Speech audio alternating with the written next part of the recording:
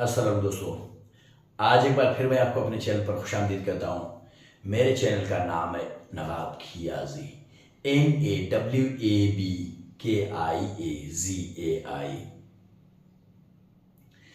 जैसा कि आपको मालूम है कि हमने टेंसेस का एक सीरीज शुरू किया हुआ है और ये टेंसेस की 10वीं वीडियो है, यानी कि 10वां सबक है। और आज के सबक में हम पढ़ेंगे फ्यूचर कंटिन्यूअस। फ्यूचर कंटिन्यूअस बोलो या फ्यूचर प्रोग्रेसिव बोलो, एक ही है, यानी कि इसके दो नाम है, फ्यूचर कंटिन्यूअस, फ्यूचर प्रोग्रेसिव। और अमूमन ये टेंसेस के साथ हम एक और यानी कि ग्रामर पढ़ते थे, वो था एक्टिव वॉइस और पैसिव वॉइस। लेकिन यहाँ आज के सबक में यानी कि फ्यूचर कंटिन्यूअस में या फ्यूचर प्रोग्रेसिव में हम एक्टिव वॉइस पैसिव वॉइस नहीं पढ़ने वाले हैं। वो क्यों नहीं पढ़ने वाले हैं? वो इसीलिए कि यानी कि ग्रामर के इस हिस्से में यानी कि टेंस के इस हिस्से में यानी कि वो अजीब सा तासुर देता है। इसलिए यानी कि वर्ब के दो फॉर्म्स एक साथ आते हैं, यानी कि बी बीइंग हो जाते हैं, फिर इसीलिए जो है ना थोड़ा अजीब लगता है। ठीक है, ये सिर्फ यानी कि फ्यूचर कंटिन्यूस में नहीं है, ये पास्ट परफेक्ट कंटिन्यूस में भी ऐसा होता है, प्रेजेंट परफेक्ट कंटिन्यूस में भी ऐसा होता है, अभी फ्यूचर कंटिन्यूस में भी ऐसा है, फ्यूचर परफेक्ट कंटिन्यूस में भी ऐसा ही हो जाएगा। सही है, तो ये चारों में अजीब लगता है क्योंकि वर्ब के दो फॉर्म्स एक साथ आते हैं, यानी कि बी बीइंग ऐसा हो जाते हैं, या बी बीइंग या बी बीइंग। सही है, तो इसीलिए अजीब सा तासुर देते हैं। सही है, अगरचे ग्रामर में मौजूद हो, लेकिन हम नहीं पढ़ते हैं। सही है, क्योंकि वो अजीब तासुर देता है। ठीक है, कैसे अजीब तासुर देता है? अब मैं पढ़ लूँ जरा, एक यानी कि एक्टिव वॉइस का एक जुमला पढ़ लूँ। वो ये कि I will be teaching English. See future progressive में I will be teaching English, ये इसका एक्टिव वॉइस है। अब इसका पैसिव देखिए, English will be being taught. English will be being यानी कि बी बीइंग, दो भी एक साथ होते हैं तो इसीलिए अजीब लगते हैं। सही, इसीलिए तो हम आज नहीं पढ़ने वाले हैं। ठीक है, अच्छा, तो अभी हम ये देखें कि इसको यानी कि फ्यूचर कंटिन्यूअस से पहले देखें कि इसको फ्यूचर कंटिन्यूअस या फ्यूचर प्रोग्रेसिव क्यों कहा जाता है। सही है, तो भाई इसको फ्यूचर कंटिन्यूअस इसीलिए कहा जाता है कि वो काम जो मुस्तकबिल में जारी हो, यानी कि मिसाल के तौर पर कल इस वक्त कल 9 बजे ये काम जारी हो, तो हम उसके लिए जो है ना फ्यूचर कंटिन्यूअस बोलते हैं। सही है, अच्छा, प्रोग्रेसिव क्यों बोलते हैं इसको? प्रोग्रेसिव मतलब यानी कि तरक्की पजीर, यानी कि आगे बढ़ता हुआ। सही है, ज़ाहिर एक काम जारी है तो आगे बढ़ता ही रहेगा ना। ठीक है, तो इसीलिए यानी दोनों का एक ही माने है। तो अब हम ये देखें कि ये फ्यूचर पहले यानी कि मैंने बताया कि फ्यूचर कंटिन्यूस क्यों है, फ्यूचर प्रोग्रेसिव को क्यों कहते हैं। अब हम ये देखें कि ये फ्यूचर कंटिन्यूस होता क्या है, कौन सा टेंस है। तो भाई वो ये है कि एक काम मुस्तकबिल में यानी कि जारी हो रहा हो, यानी कि चल रहा हो मुस्तकबिल के लिए, तो हम उसको फ्यूचर कंटिन्यूस बोलते हैं। सही है, हाँ, और या कि फ्यूचर प्रोग्रेसिव बोलते हैं। ठीक है, मिसाल के तौर पर अब कल मैं इंशाल्लाह सफ़र में निकलूंगा खुशदार के लिए, से गवादर से खुशदार के लिए निकलूंगा इंशाल्लाह से।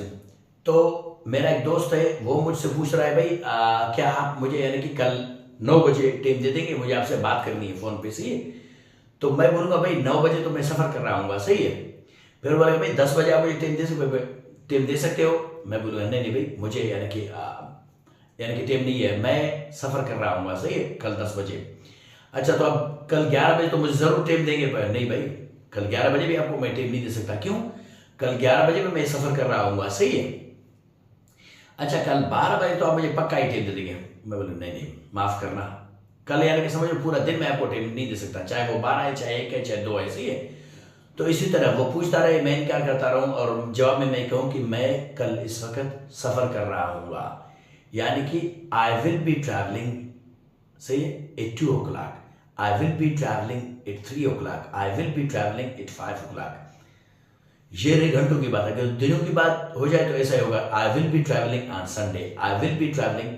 मिसाल के तौर पर मैं अगर वर्ल्ड टूर पे निकला हूँ, सही है, यानी कि पूरी दुनिया घूम रहा हूँ, तो पूछे भाई आप मुझे इतवार को टाइम दे सकते? नहीं, मैं इतवार को मैं सफ़र कर रहा हूँ।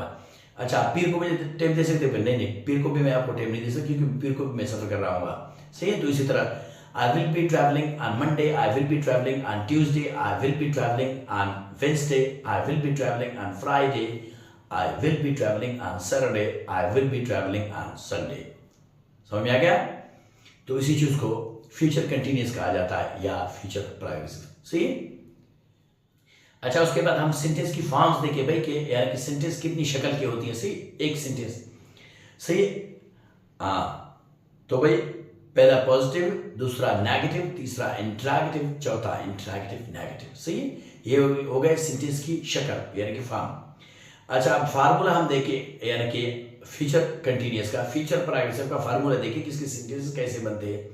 तो भाई पहले आपका सब्जेक्ट लगता है यानी कि आई यू वी दे, उसके बाद आपका मॉडल वर्ब लगता है यानी कि विल। अच्छा, उसके बाद आपका हेल्पिंग वर्ब लगता है यानी कि बी, उसके बाद आपका मेन वर्ब लगता है। ठीक है। अच्छा, उसके बाद लास्ट आखिर में आपका ऑब्जेक्ट, अगर आप ऑब्जेक्ट की जरूरत पड़े आपको तो। सही है। अगर इंट्रांसिटिव वर्ब है तो आपका सेंटेंस उधर ही खत्म हो गया, अगर ट्रांसिटिव वर्ब है तो वो ऑब्जेक्ट यानी कि वो ऑब्जेक्ट मांगेगा। ठीक है। तो ये रहा इसका फार्मूला। ठीक है। तो अब चलते हैं एग्जांपल्स की तरफ। सही है। जो एग्जांपल्स हमने लिखे हैं। सही है। अब देखिए यहाँ जो है ये सारे सब्जेक्ट्स मैंने लिखा है, फिर इनके साथ एक मॉडल वर्ब लगाया। सही है। फिर हेल्पिंग वर्ब, फिर मेन वर्ब। सही है। अच्छा, इसके साथ ऑब्जेक्ट इसीलिए नहीं है वो क्योंकि ये इंट्रांसिटिव वर्ब है। सही, इंट्रांसिटिव वर्ब को ऑब्जेक्ट नहीं लगती। ठीक है, ट्रांसिटिव वर्ब को लगती है। एक बात। दूसरी बात मैं आपको बता दूं कि यहाँ जो है ना ये गलती से मेरे से ट्रैवलिंग यानी कि डबल एल हो गया है। ये डबल जो है असल में ब्रिटिश इंग्लिश है, हम लोग ब्रिटिश इंग्लिश ज़्यादा नहीं पढ़ते, लेकिन मुझसे गलती से हो गया, आज के लिए माजरत। सही। ये ट्रैवलिंग जो है ना ये ब्रिटिश इंग्लिश है, डबल एल। अमेरिकन इंग्लिश सिर्फ एक एल होता है। यही ट्रैवलिंग वर्ड यही है, लेकिन इसमें जो है स्पेलिंग एक कम होती है अमेरिकन में, ये ब्रिटिश है। सही है। एक बात। दूसरी बात ये कि पुराने जमाने में यानी गुजरे जमाने में ऐसा था कि ये सब्जेक्ट आई और वी के साथ यहाँ शल लगता था, SHALL। सही है। अच्छा, पिछली वीडियो में मैंने जो है यानी कि फ्यूचर सिंपल में मैंने बताया कि शल SHAL जल्दी में से माफ करना, असल में SHAL नहीं होता, SHALL होता है। ठीक है। हाँ, तो ये शल यहाँ जो है वो भी ब्रिटिश इंग्लिश था। सही है। गुजरे जमाने में वो इसी तरह होता था, आई और वी के साथ शल, बाकी सब के साथ वेल। सही है। लेकिन आजकल जो है अमेरिकन इंग्लिश से आम है, तो अमेरिकन इंग्लिश में सब सारे सब्जेक्ट के साथ विल लगता है, शल का कोई वजूद ही नहीं है। हाँ, एक बात है, यही ख्याल रहे कि शल जो है ना कागजी कार्रवाई में काम आता है। सही है कि सरकारी डॉक्यूमेंट्स दस्तावेजात में वहाँ अपने आईवी के साथ शल लगाना है, वहाँ विल नहीं लगानी। सही है, ये याद रहे, क्योंकि ब्रिटिश इंग्लिश अमूमन दफ्तरों में आजकल भी मौजूद है। सही है। हाँ, दफातर में उसी को इस्तेमाल किया जाता है, सरकारी कामों में ब्रिटिश इंग्लिश है। सही है, अमेरिकन नहीं है। हाँ, आम बोलचाल में तो यही है, अमेरिकन इंग्लिश है। ठीक है। तो इसीलिए जो है आजकल ये सारे सब्जेक्ट के साथ विल। सही है, मॉडल वर्ब। ठीक है। हाँ। अच्छा, लिखा है मैंने इसे क्योंकि ये इनमें से हर एक सब्जेक्ट को अलग एक सेंटेंस चाहिए होता है, तो यहाँ हर एक के लिए अलग सेंटेंस लिखोगे तो बोर्ड पर जगह ही नहीं बनेगा। तो इसीलिए मैं जो है ना अपने सहूलत को देखते हुए मैंने उस हिसाब से लिखा है। एक ट्रिक है, तरीका है, यानी कि ये सारे सब्जेक्ट लिखा है, यहाँ तक अली एक नाम भी मैंने लिखा है, उसके बाद जो है ना मैंने एक सेंटेंस बनाया उसके साथ, लेकिन पढ़ूंगा मैं वही जैसा आप चाह रहे हैं। सही है, पढ़ूंगा मैं उसी हिसाब से। ठीक है। तो पहला ये पॉजिटिव देखिए, ये पॉजिटिव, ये नेगेटिव, ये इंटरैक्टिव, ये इंटरैक्टिव नेगेटिव। सही है। तो अब मैं जरा ये पॉजिटिव सेंटेंस पढ़ लूँ। सही है। I will be travelling, you will be travelling, we will be travelling, they will be travelling, he will be traveling, she will be traveling, it will be traveling, Ali will be traveling। अच्छा, तो अब हम इसका negative sentence देखें, negative मनफी जुमला देखें।